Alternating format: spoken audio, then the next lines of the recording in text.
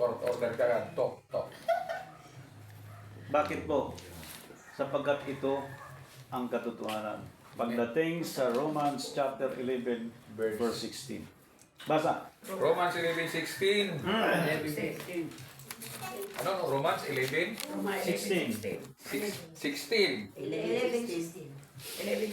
16. Yan. Okay. Ayun. At kung ang pangunahing bunga ay banal, ay gayon din ang lahat. Yes. At kung ang ugat ay banal, ay gayon din ang mga sanga. Yes.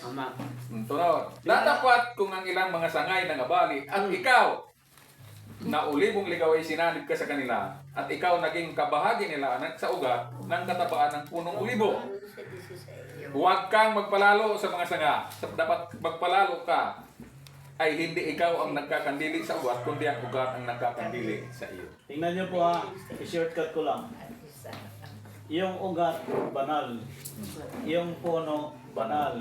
Yung sanga, Banal. Ngayon, ang original na sanga sa 12 tribes, naputo lang isang sanga sa Juda. Ang nagdugtong yan si Kristo. Dahil si Kristo, anak ni Mary, Joseph, mula sa angkan ni David. Kaya si Kristo naging lahi ng Juda. Inugpong tayo sa angkan ni Juda mula sa pagiging hintil. Kaya ngayon, ang sustansya magmula sa ugat hanggang sa puno, hanggang sa sanga, ma-receive natin yung grasya ng sustansya. Amen. Hindi po pwede na banal lang yung ugat, puno, pagdating sa sanga, ay wala akong pakialam dyan. Hindi po pwede. May paghatol ang mga banal sapagkat ang mga banal nakakonek sa ugat, which is God, and then Jesus Christ, and then Israel. Ugat, Diyos, ang puno, si Kristo, ang sanga, Israel. Ngayon may promise ang Diyos kay Abraham. Paano tayo pupunta? Para makakonek ka sa Israel, kay Abraham, dadaan ka kay Christ. Dadaan ka sa kanyang panggobyerno para i-regulate ang ating sarili kung tayo ba'y namuhay pa dyan. O hindi na. Ngayon, kung ang tao namuhay pa under Revelation chapter 21 verse 8, hahatulan ka ng Diyos. Amen. Hahatulan ng tao ng Diyos. Kaya sabi ng kapatid natin, mabuti ka. Hindi ka nag-criticize sa mga kaloob natin. Sabi ko, bakit galing sa Diyos yan? Si Satanas walang sariling kapangyarihan. Lahat galing sa Diyos. Binigyan ka, binigyan ako. Okay, lahat tayo, haharap sa Panginoon, luluhod tayo. Magrespetuhan tayo ng kaloob. Ang hindi ko kaya, ang kaya mo, ang kaya ko, pagyamanin natin sa ikapaluwalhati sa Panginoon. Amen. Yan po ang kapangyarihan ng kanyang paggobyerno. Walang api, walang dayaan, walang korupsyon, walang kaisipang pangsarili, kundi pagpupuri, pagluwalhati sa Panginoon. Amen. Ito ang promise ng Diyos. Okay, ito ang promise niya. Tingnan natin. Sa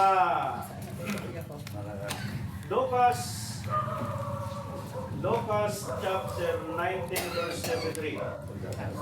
33. Amen. At nang kinalag nila ang batang asno, ay sinabi Lucas sa chapter 19 verse 38 pala. 38. 38. Okay, shift tayo. Na sinasabi, mapalad ang hari na kumakarito sa pangalan ng Panginoon. Kapayapaan sa langit at kaluwalhatian sa kataas-taasan. Ibig sabihin, pagbaba ng kanyang paggoberno, mangyayari ka agad iyong kapayapaan Sa langit. sa langit. Langit. Sunod, Kaluwalhatian sa kataas-taasan. ibig sabihin, yung pagbibigay ng papuri, pagluwalhati sa Panginoon, ang makagawa niyan yung mga taong nakalabas sa Revelation chapter 21, verse 8. Kaya sabi ng Panginoon, mapalad. Tingnan niyo po ha. Pakiulit, Pastor. Na sinasabi, mapalad ang hari na pumaparito sa pangalan ng Panginoon. Sino yung hari? Si Kristo. Si Jesus Christ. Na yung pangalang Jesus Christ mula sa Diyos, John 17:6. sa pagparito niya, ang pangalang dala niya mula sa Diyos na siyang hari in the name of Jesus Christ. Amen. Sa pagparito, sa coming of the Lord, sa kingship time, pagbaba niya, ayaw niya na ang tao magpailalim sa 21:8.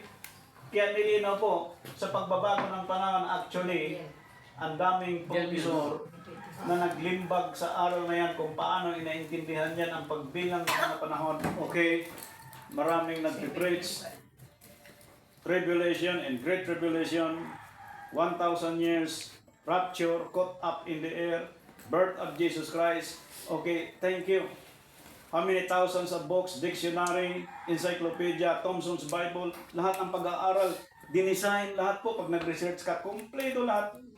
Pero isang tanong, bakit kayo nagsamba ng linggo? Ay, pastor, huwag na pag-usapan yan. Sunod na lang tayo sa kinagisna natin. Wow. Problemang malaki.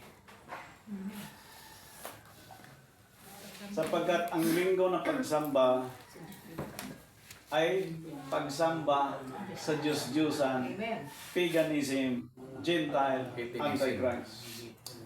Pag sinabi pong Antichrist, sinabing Antichrist po, tingnan nyo ha, Antichrist. Pag ang isang tao pag naglingkod siya sa Diyos, Christ po, ang ibig sabihin is Anointed One, Holy One, and the Image One. Yan ang mukha dapat ng church. Okay? Kaya pinag-aralan natin yung holiness. Anti. Halimbawa, ako, naglingkod sa Panginoon. Simba ako ng linggo. Gathering. Pinapakita ko na ako yung image ng Diyos as a church, as a servants of the Lord. Pero yung araw na aking pinagtitipunan, antay. Wala ngang ribulto sa loob ng church, walang Diyos-Diyosan. Pero yung araw na pinagtitipunan, likha ni Emperor Constantine from 321 century. Alam nyo, hanggang kay Magsaysay, hanggang kay Puri, hanggang kay Ramos, nagkaroon ng linggo ng wika. Kaya po, tumibay ang linggo ng pagsasamba. Roman Catholic, Trinitarian, born again Biumano, nagsama-sama every Sunday. And that is a big deceitness from the evil.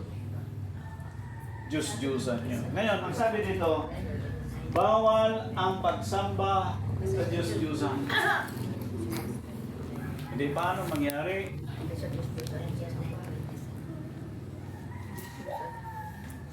Hindi pala pinag-uusapan ito, nakamerkana ka, nakaniktay ka, air condition yung church. Ano yun? Helicopter.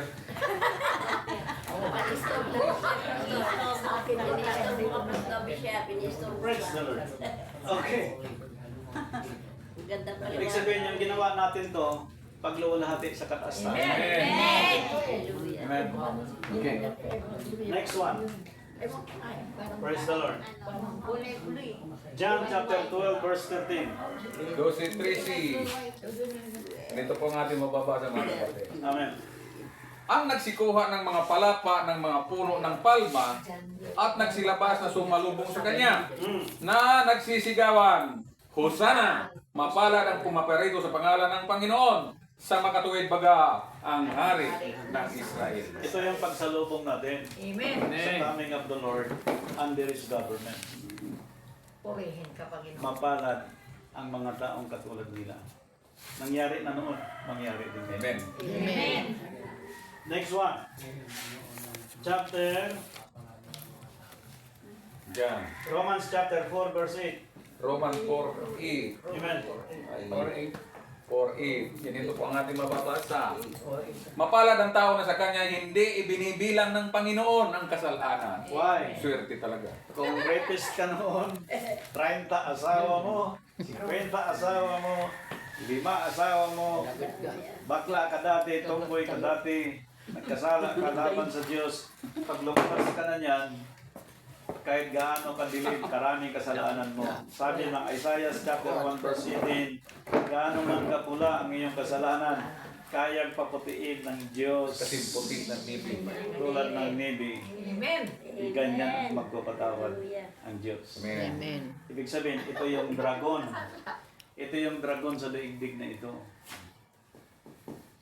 Ngayon, ang order ng Biblia, Revelation 18:4. Okay, basa. Revelation chapter 18 verse 4. 18 verse 4. Ganito po. Alihan natin babasa.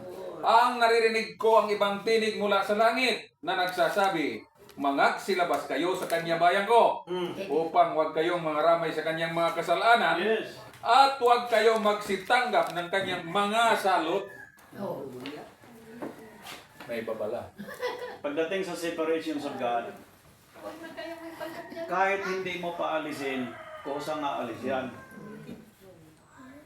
Pag ginamit yung mentality na lumabas ako sapagkat ayaw ko, yung paglabas niyang yun, hindi kanyang gusto yun.